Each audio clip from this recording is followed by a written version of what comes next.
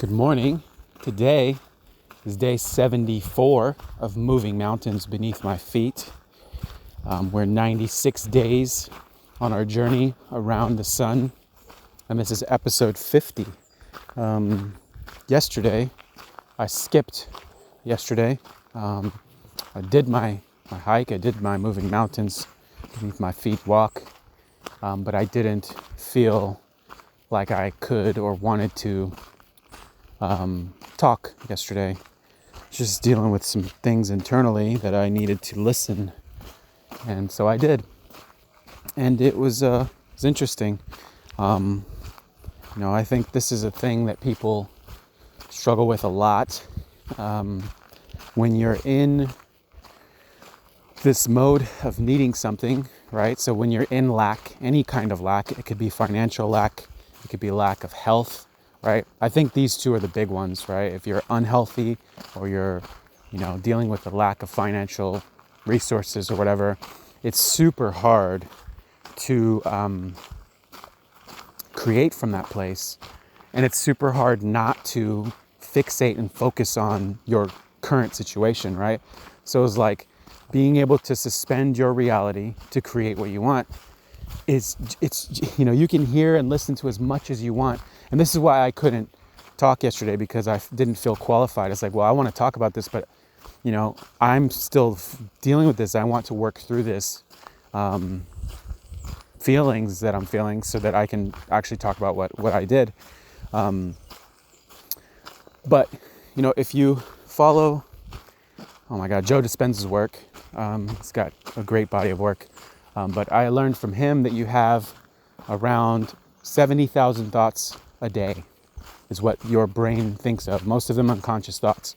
And so if every single day you are having 70,000 thoughts and 50 to 60,000 thoughts, 90% of them or more are the same thoughts as yesterday.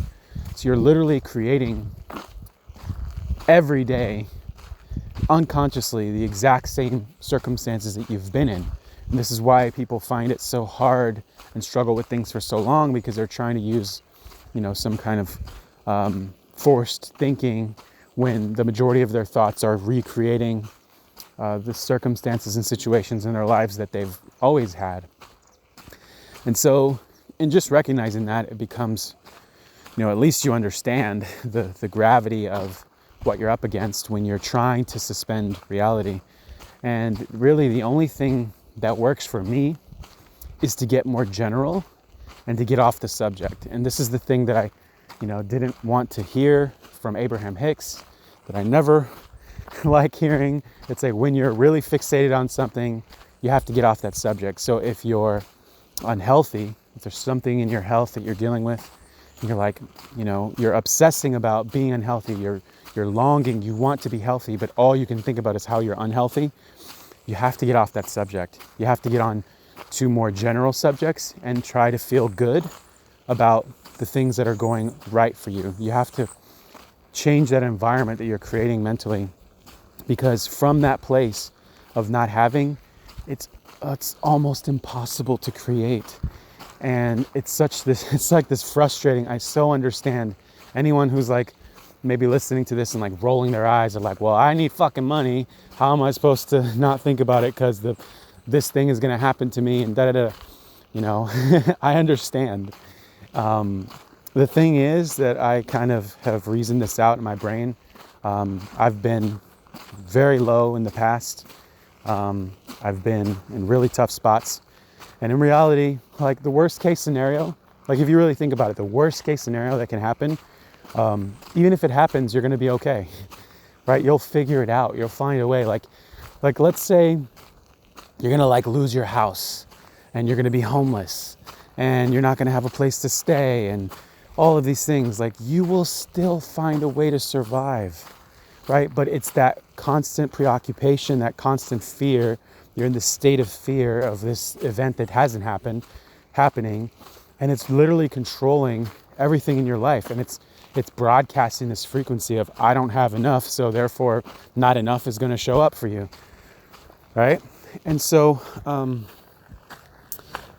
I've had this like little dance with the universe for a while now, where it's like, abundance is on the horizon, teasing you, and then something happens, a big deal falls through or whatever. And it's like I always view it as, number one, it's frustrating, but number two, it's teaching me like a hard lesson of like, you don't need that thing. You think you need that thing. You think you need that amount of money, or you think you need what you're thinking you're about to receive, but you're okay without it. You can be happy without it. You can be joyful and grateful without those things. And in fact, you may find out for other people who might be listening that you have had everything you wanted. You got the thing that you wanted. And then you realize like, wait, I'm still not fucking happy. And I think that's even worse, right? So like, the people who have grown up in scarcity understand one side of the struggle. And maybe if you've crossed the line from scarcity into abundance, you have a different understanding. But that doesn't mean that you getting all of those things that you list out that you want is going to give you the thing that you desire, right? All of those things that you desire, they're internal. They're not external. So if you think like, oh, when I have this, I'll be good, you're probably going to find out that's not true. And so I just wanted to share that for anybody. And I know a few people personally that are going through this right now. I feel you. I would recommend what has worked for me, again, is to get a little bit more general. Don't be so fixated on the problems. Try to find and think about and focus on what the solutions could be. This prosperity game, if you're dealing with, scarcity and finances, the prosperity game is kind of fun to play. I've mentioned it already. I'm not going to re-mention it now. But it just gets you in a different mode, right? It gets you in a different mode of thinking about finances and money and spending and what you want and all that. And I think that's what you need to do. So I know it sounds easier said than done. But for me yesterday, feeling from this place of like missing something that I was wanting and needing, it ended up that I was able to still keep a sense of like, obviously I had that feeling of like lack, but I also was able to keep like a peaceful attitude about it. And I started to think about, you're so fixated on this thing, what is going right in your life? And I started to list out and think about, oh, this is going well, and this is going well, and oh, your daughter's about to show up here in Puerto Rico. You're about to have some quality time with them. That's going to be epic, and this is going well, and you're growing, and look how much.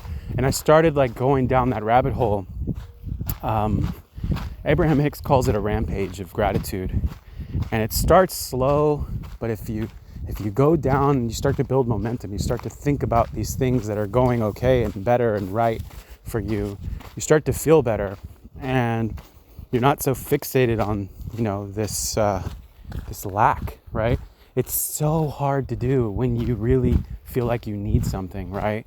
But I would, in that moment yesterday, for example, I didn't need what I was, thinking I needed in that exact moment, so I could suspend, like, there's nothing that happened that was crucial yesterday for me to feel like, oh, I have to do this right now. It's like, I have what I need. I'm surviving, I'm healthy, I'm growing, I'm good.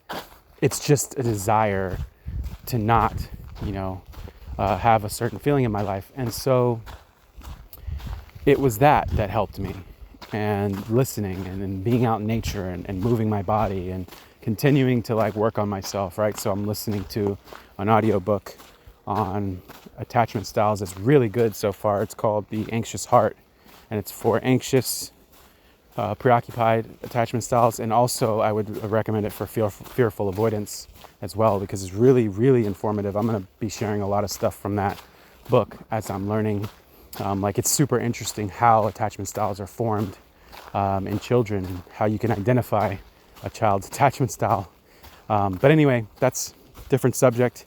I'm almost at 10 minutes here. I just wanted to share that with everyone. I hope everybody has a magical, magnificent day. Blessings.